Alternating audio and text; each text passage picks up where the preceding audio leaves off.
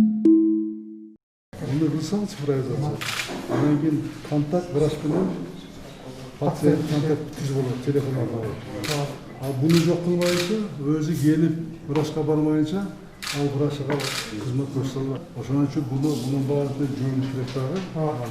Президент Сооронбай Жээнбеков 3 августта Ысык көлдөгү медициналык мекемелердин абалы менен таанышты. Мамлекет башчы Каракол шаарындагы облустук бириктирилген ооруканага барды. Ал жерде коронавирус жана пневмония менен ооругандар үчүн 245 орун даярдалган.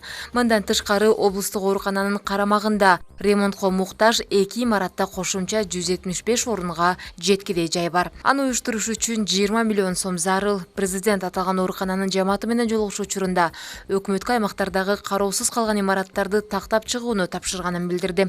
Мамлекет башчынын айтымында андай имараттар заманбап оорукана кылып реконструкцияланат жана багытын өзгөртөт. Жолугушуу учурунда медицина кызматкерлери учурда дары-дармек, медициналык жабдуулар жана камсыздоо жакшы жолго коюлганын айтышты. Президент медицина кызматкерлерине кыйын кезеңдеги күжүрмөндүгү үчүн алкыш айтты. Ошондой эле дарыгерлерге убада берилген эмгек акы, компенсациялык төлөмдөрдү берүү жана башка колдоо боюнча бардык маселелер өз убагында чечилерин билдирди. Мамлекет башчы Каракол шаарындагы жана Ак Суу районундагы күндүзгү стационарлардын иши менен таанышып, илдетке каршы күрөшүүдө медиктерге көмөктөшүп жаткан ыктыярчылар менен да пикир алышты. Саламаттык сактоо министрлигинин маалыматы боюнча Караколдогу күндүзгү стационарга күн сайын 400дөй киши кайрылат. Өткөн айда ачылган Ак Суудагы күндүзгү стационарга 1000ден ашуун адам кайрылып, тиешелүү медициналык жардам алган.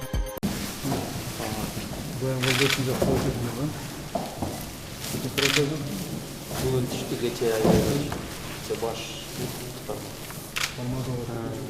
тамақ басады.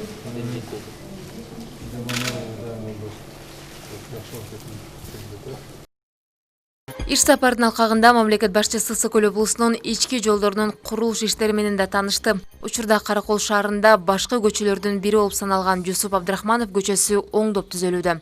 Бул жол 1970 жылдан тарта оңдоло элек. Жолдун курулушунда 74 миллион сом бөлүнгөн. Оңдоо иштери 2020 жылдын 1-ноябрына карата аякташы керек. Долбоорду Ысык көл облусунун өнүктүрүү фондун башкаруу боюнча дирекция каржылоодо. Жээнбеков Ак Суу районундагы жолдордун курулушун жүрүшү менен таанышты. Анын ичинде айылдын 3 көчөсүнө асфальт төшөлүүдө. Иштин жыйынтыкталышы үстүбүздөгү жылдын 25 августуна пландаштырылган. Бул максатка 15 миллион сом бөлүнгөн. Президент жергиликтүү кеңештин депутаттары менен сүйлөшүү учурунда быйыл ички жолдорду куруу өзгөчө көзөмөл болоорун айтты. Транспорт министрлигинин маалыматы боюнча 2019 жылы 40 райондун борборунда жана 8 шаарда 140 километрге жакын жол асфальтталган. Үстүбүздөгү жылы 150 километр жол асфальттоо пландалууда.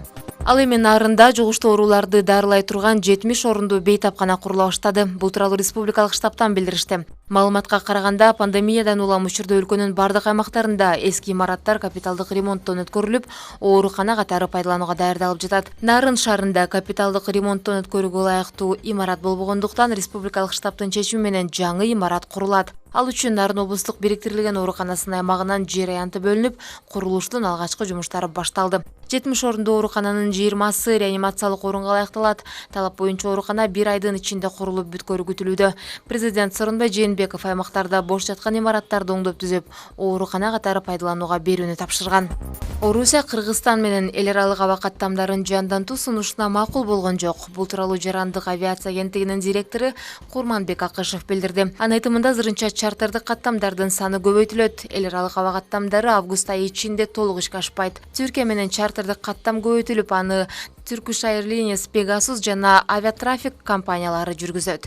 Ал эми Бириккен Араб Эмираттарынан Air Arabia жана Fly Dubai компаниялары аркылуу жумасына 2 жолу чартердик каттам аткарылат. Буга чейин август айынан тарта эл аралык авиакаттамдар жанданар айтылган. Кыргызстан эң алгач Орусия, Казакстан, Түркия жана Бириккен Араб Эмираттары менен каттамдарды жандантууну пландаган.